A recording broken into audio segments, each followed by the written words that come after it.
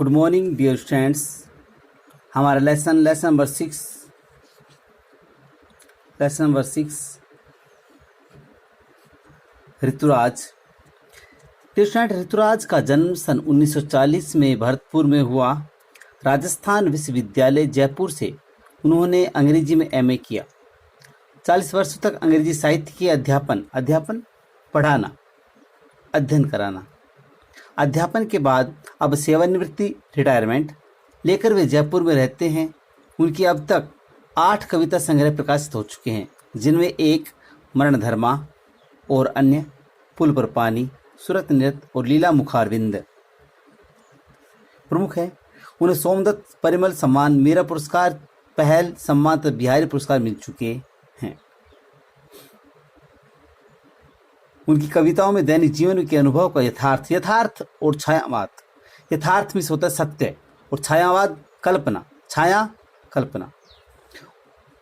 उनकी कविताओं में दैनिक जीवन के अनुभव का यथार्थ है और वह अपने आसपास रोजमर्रा में घटित होने वाले सामाजिक शोषण और विडंबनाओं पर निगाह डालते हैं। यही कारण है कि उनकी भाषा अपने परिवेश और लोक जीवन से जुड़ी हुई है।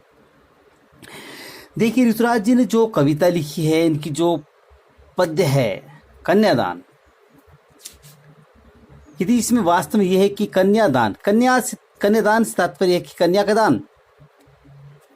तो विवाह के समय यह एक रस्म होती है कन्यादान की, जिसमें वर पक्ष, जो वर के हाथ में कन्या होती है, जो वधू होती है, उसका हाथ दे दिया जाता है।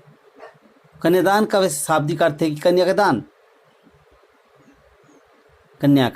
दान। तो कन्यादान कविता में माँ बेटी को स्त्री के, जो उसकी माँ है, वो बेटी के जो परंपरागत आदर्श रूप से हटकर सीख देती है।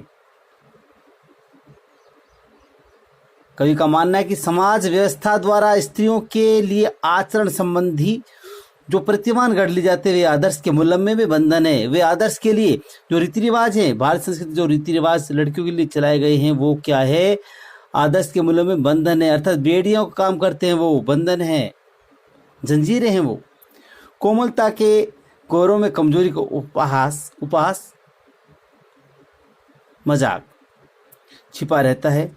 इसमें लड़की को लड़की जैसा न दिखाई देने में इसी आदर्शीकरण का प्रतिकार है। अर्थात लड़की को ये कहा जाता है उसकी माँ के द्वारा कि बेटा, तुम अपने ससुराल जाकर के लड़की के जो भी नैतिक कर्तव्य हैं उनका निर्वहन करना।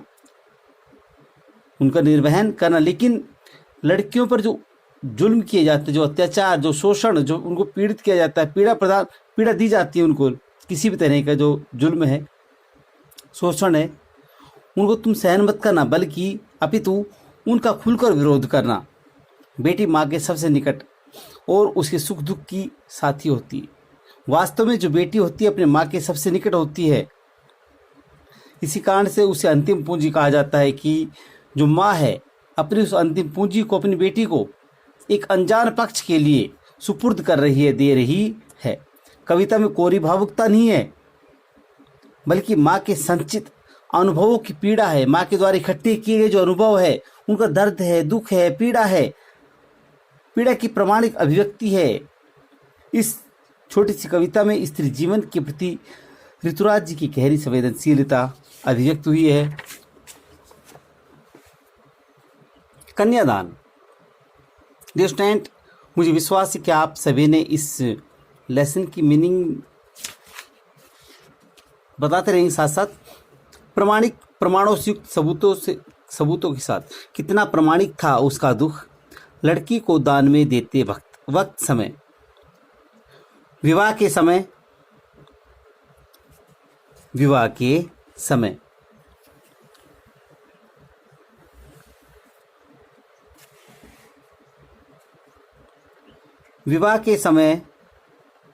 लड़की का कन्यादान करते समय उस लड़की की माँ का जो दुख था वो बहुत प्रामाणिक था।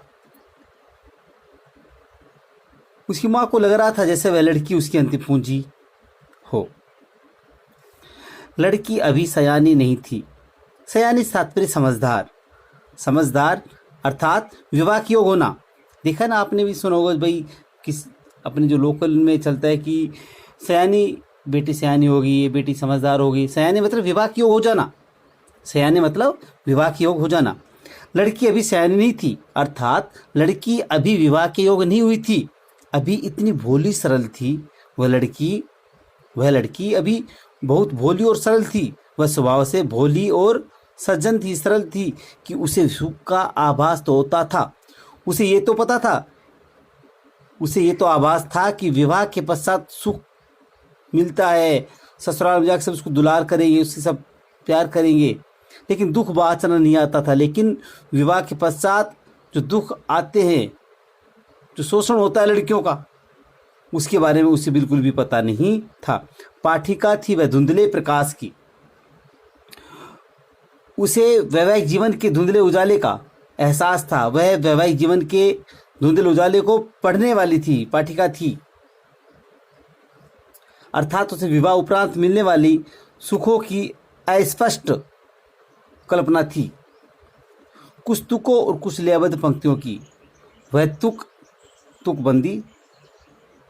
वह तुक और लय से युक्त काव्य पंक्तियों को पढ़ने वाली थी, लेकिन उसे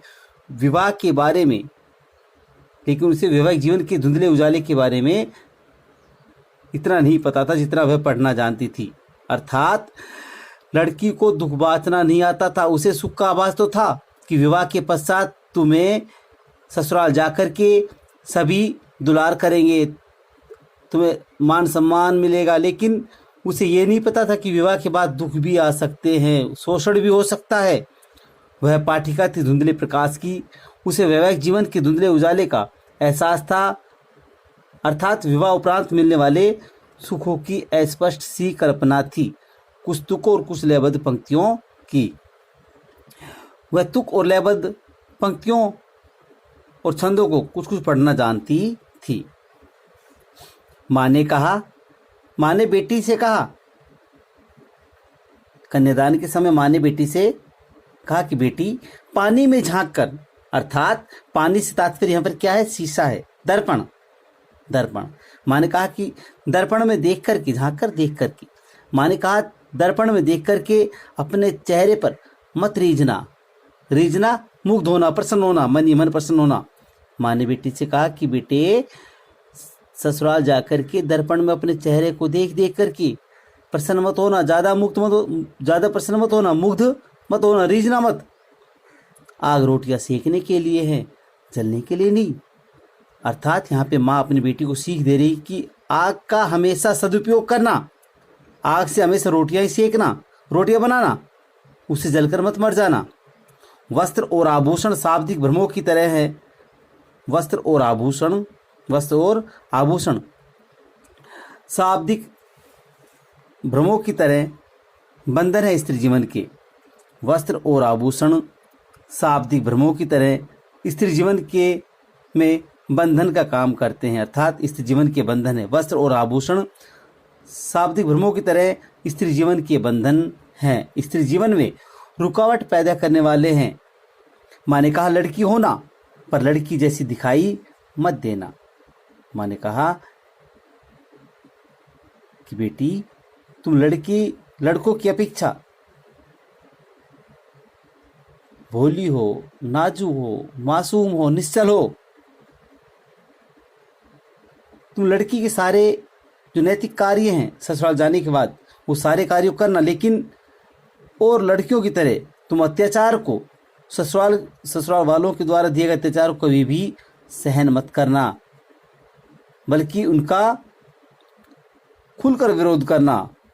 यदि तुम पर शोषण हो कभी तो उन पर खुलकर विरोध करना, अन्यथा लोग तुझे बेवकूफ़ समझकर तेरा शोषण करेंगे। ओके डियर स्टूडेंट, अपने इस लेसन के भावार्थ को अपनी हिंदी की नोटबुक में करना, और मुझे विश्वास है कि आप सभी अपने कार्य को टाइम टू टाइम कर रहे होंगे। Thank you.